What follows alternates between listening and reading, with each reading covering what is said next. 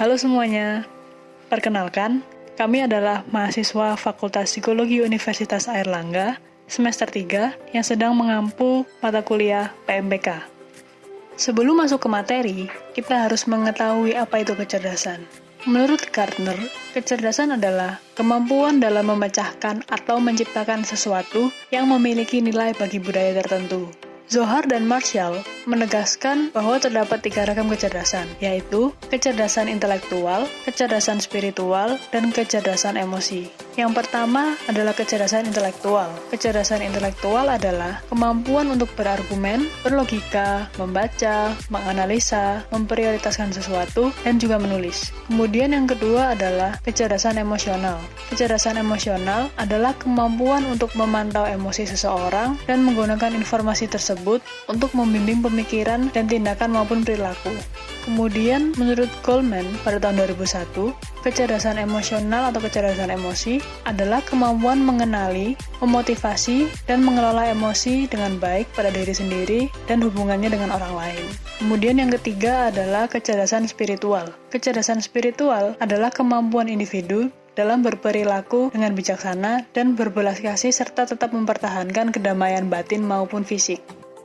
Konsep pengembangan manusia didefinisikan dalam berbagai cara. Dalam perkembangan biologi, perkembangan manusia dilihat dari proses pertumbuhan fisik dan mental dari zigot menjadi manusia dewasa. Lalu pada perkembangan psikologi, perkembangan manusia merupakan perubahan progresif psikologis yang terjadi pada manusia seiring bertambahnya usia. Dalam Human Development Report, perkembangan manusia adalah konsep perkembangan yang kompleks berdasarkan prioritas kesejahteraan manusia, yang bertujuan untuk memastikan dan memperbesar pilihan yang mengarah pada kesetaraan bagi semua orang di masyarakat dan pemberdayaan manusia, sehingga mereka berpartisipasi dan mendapatkan manfaat dari proses perkembangan. Inti dari pengembangan manusia adalah kesejahteraan manusia. Oleh karena itu, tujuan dasar dari pengembangan adalah untuk menciptakan lingkungan yang memungkinkan bagi masyarakat untuk hidup panjang umur, sehat, dan kreatif. Terdapat 4 aspek tertentu paradigma yang cukup disetujui oleh pelopor paradigma, yaitu yang pertama, penekanan bahwa pengembangan harus menempatkan orang sebagai pusat perhatiannya. Ia melihat orang sebagai tujuan dan bukan sarana. Yang kedua, tujuan pengembangan adalah perluasan pilihan manusia yang bertentangan dengan pendekatan sebelumnya. Yang ketiga, paradigma berkaitan dengan pembangunan kapabilitas manusia melalui investasi pada sumber daya manusia dan keterampilan akuisisi. Yang keempat, paradigma pengembangan manusia mendefinisikan tujuan pengembangan dan menganalisis pilihan-pilihan yang masuk akal untuk mencapai tujuan.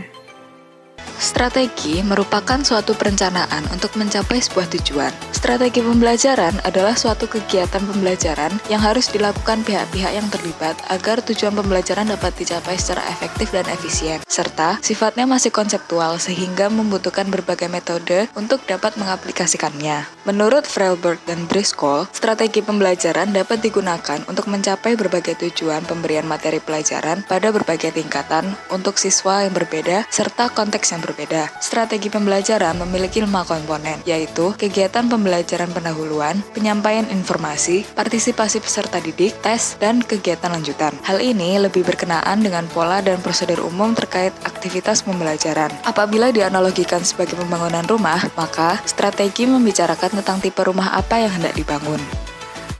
Strategi pembelajaran developmentally appropriate practice adalah strategi yang disesuaikan pada perkembangan anak dan dikembangkan atas dasar teori belajar dan pengalaman. Strategi ini memberikan pelajaran yang menyenangkan tetapi tetap menantang, dalam artian mencerminkan proses pembelajaran yang interaktif. Konsep developmentally appropriate practice dapat mendorong siswa untuk mengeksplorasi pengetahuannya sendiri melalui interaksi dengan lingkungan dan fisiknya. Strategi ini melibatkan 4 komponen dasar, yaitu pengetahuan, keterampilan, sifat alamiah, dan emosi. Keempat komponen tersebut bekerja bersamaan dan pada tahap perkembangan anak saling berhubungan. Jika proses pembelajaran melibatkan keempat komponen tersebut secara bersamaan, maka perkembangan intelektual dan sosial anak dapat terbentuk secara simultan. Strategi ini diupayakan untuk memotivasi siswa secara intrinsik, kemudian dapat mempertahankan semangat belajar